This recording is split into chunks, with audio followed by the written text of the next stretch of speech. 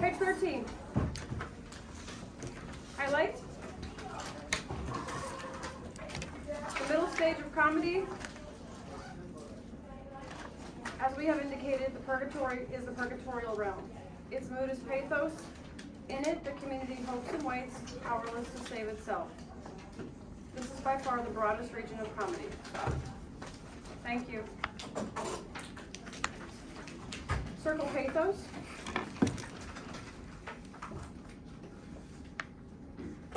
It means to evoke pity and sadness. To evoke pity and sadness.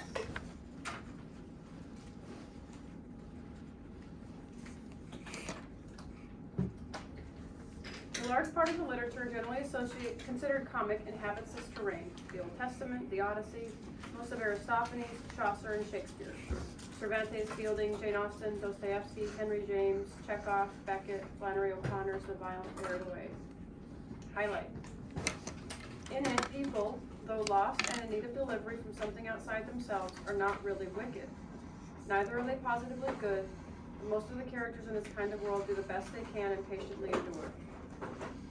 Imperfection and weakness, rather than malice and evil, are the obstacles to happiness in this realm of middle comedy.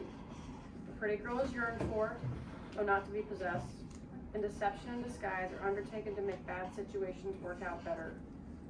Time in this realm stretches out its lengthy wait, but time is benevolent and will eventually permit things to be healed. Stop. Okay, so we talk about the pretty girl being the one of the tropes in comedy. So here, this is a pretty girl that you could actually yearn for. Like someone who is maybe the girl down the street, someone in your class, someone that you might like. But you can't possess her because she is her own person. Unlike in infernal comedy, where you control her, right? You take her, you control her. Here you just desire her, and maybe you get her. Maybe this person becomes your wife. Does that make sense? But you don't possess her. It's more of like a equal footing type situation. Time is benevolent. Circle benevolent, which means good,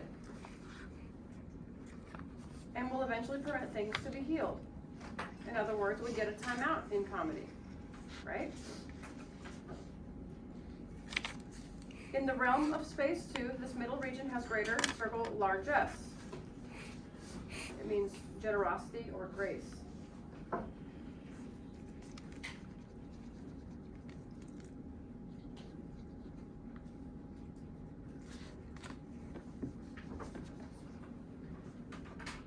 I'm going to go back up just a little bit. I didn't talk about how she views humans in this space. Basically, being human is an obstacle to happiness. That's what she's trying to say here. That we're not evil, we're not malicious, we're not bad, we're just imperfect and weak. And that sometimes we do good and sometimes we don't. Right? So we're not positively good or positively evil.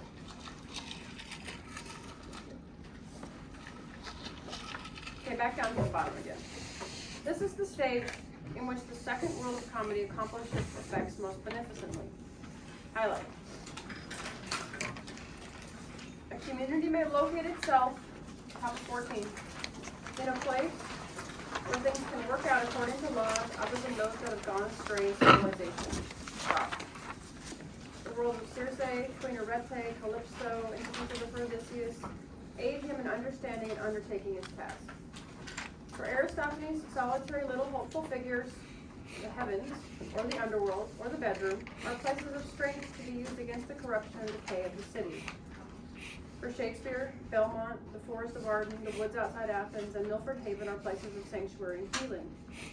For Henry James, Europe, for Melville, a sea voyage, for Mark Twain, the river, for Faulkner, the big woods. These other places shelter the realities that the world has forgotten and offer an experience of renewal, allowing the time and space necessary to keep the protagonist and other members of the community from despair or some irrevocably hasty action. Highlight. stage, the action ends with mercy rather than justice. Its mood is wistful sadness or muted joy. In it, love is beginning to be apprehended. If not as the power that moves the sun and the stars, then at least as that which can change and modify human existence. So when she talks about these spaces for all these authors, she's really talking about the green space or even the space of communitas. So remember,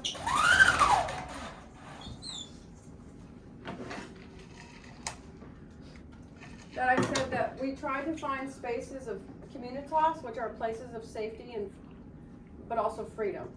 So it's kind of like you're in the city still, but you're also but you have a space that you feel welcome. Does that make sense?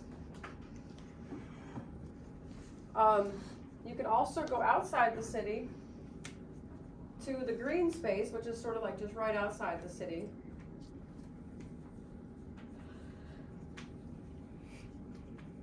Which is what happens in the next play we're going to read in Midsummer Night's Dream, because I think I told you this, but in the first act, Aegeus wants to kill his daughter if she won't marry who he wants. Well, that sounds like female control, doesn't it? It sounds either like a tragedy or an infernal comedy.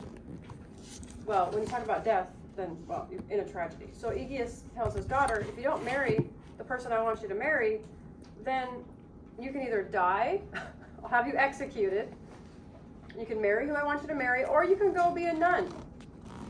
And you end, like, talked about, right? And she's like, no to all of that. And so she takes her boyfriend, the guy she really likes, not the one he wants her to marry, and they go out into the woods. And there is where they find their ability to reflect and figure out what they're going to do. And, yeah. But if they were to stay in the city, then she would have to do what her dad wants her to do, or die. Good times. All right. The highlights. The highest realm within the comic terrain is the Paradiso. Here, grace and forgiveness supplant even mercy. Man is lifted up into a realm beyond himself, one that he has not gained by his own effort. Stop. Am I still on the camera right now? Yeah.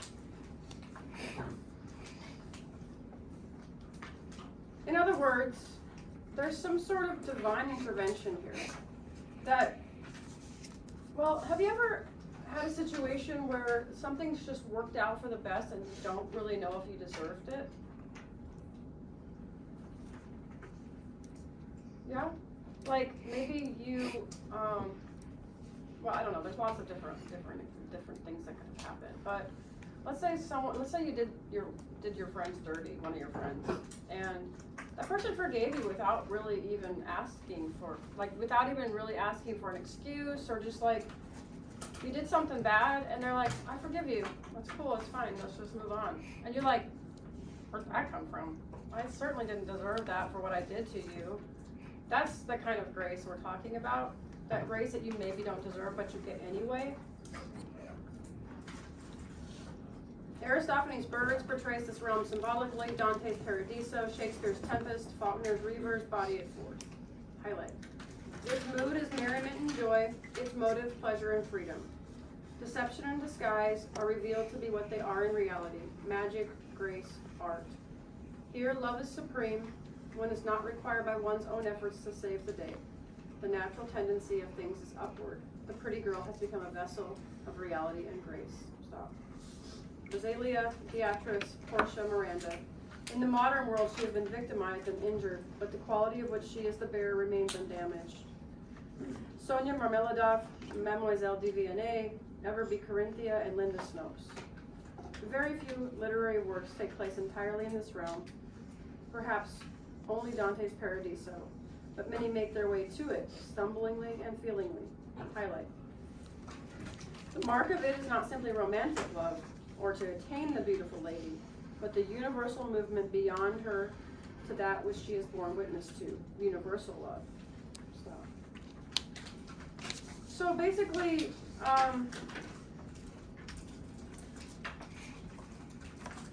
yeah, I mean, this is a really good example of some of the scenes that we're going to see in Midsummer. And also she says, like, on the whole, to have a whole paradisal comedy, you would have to just go with Dante's Divine Comedy. Like, well, Dante's Divine Paradise, this third section of this book. She's saying, like, that's maybe the only true paradisal comedy. And also, you don't get the beautiful lady. Like, in purgatorial comedy, you may have a crush on someone, and then you ask that person out, and then you date, and you get married, and, you know, happily ever after. You can actually have that person. Or in paradisal comedy, it's kind of like the Virgin Mary. You hold this person up as an icon, not as someone you could actually have to have your babies or something like that. Does that make sense? It's just you hold this person up as the picture of universal love. Although, I will say, like this woman, Sonia Marmeladov, she is one of the protagonists in Dostoevsky's Crime and Punishment. So you know, the Sonia means wisdom, right? Or Sophia means wisdom. And she takes this guy, her boyfriend, his name is Raskolnikov. I just call him Roscoe for short all the time whenever I taught that book. So Raskolnikov, he thinks he's the supreme, he thinks he's the SH, you know what. And he's like, I don't like these two old ladies that I rent my apartment from here in St. Petersburg, Russia. I'm gonna kill them. So he does. He stabs them to death. He murders them. And he is so consumed by guilt, what the Greeks would call the furies, that he goes insane. And he ends up getting caught. He kind of just outs himself. And he goes to, and this whole time, Sonia Marmeladov, his girlfriend, who is herself a prostitute. And the only reason she's a prostitute is she's the only person in her house who has anything to offer to keep their family from starving. Because her mother is disabled, her father's a total alcoholic, and she's got little brothers and sisters. And she doesn't have an education. The only thing she can offer is her body. So she does. And that's the only way they keep from starving. And in fact, her father is sort of her pimp. Like, he's like, you need to work some more so that we can have money to pay the bills. But she is the person who saves Raskolnikov from himself when she goes to his prison in Siberia, takes him to the river, and gives him a bath. What does that sound like? Baptism. Baptized by a prostitute to regain your sanity. That's a sentence I never thought I'd heard. Yeah, I mean, but that's what happens in the story. It's like it's my top 5 favorite books because it just covers the entire gamut of the human condition. Rage, anger, envy, all these things Raskolnikov has. Maybe not gluttony, but all the other things. And she even, some of us would say, oh, she's a prostitute. She must be a horribly diseased and horrible person. No, she through all of these things, maybe not chastity, but not by her own, that's not her own decision. But all these things, she saves him. And she baptizes him. I mean, that's the paradox of having a prostitute baptism and baptize a murderer and then have everything work out is just, it doesn't sound like it should work, but it does. Does that make sense? Yeah. Were the neighbors like horrible people, or were they just like, hey Phil, your grass is getting a little long, and then he axe murdered them? I mean, no, they were old women. Well, what happened was it was just one lady who owned the apartment building. And he had planned on killing her, but then the day he went over to her house, her sister was there, and so he killed them both. But like, and she was not a very good person, but that doesn't justify her murder, right? Like, what did this lady do to piss him off? And she wasn't a great person, but she wasn't a horrible person either. She was like living the purgatorial life. She was not really wicked, but she was not very good, and she was just trying to be human. Nothing. She didn't do nothing. Then I think he just kind of deserved to rot in prison. Or did he? It's not like you just Don't we all kinda deserve snap. grace at some point?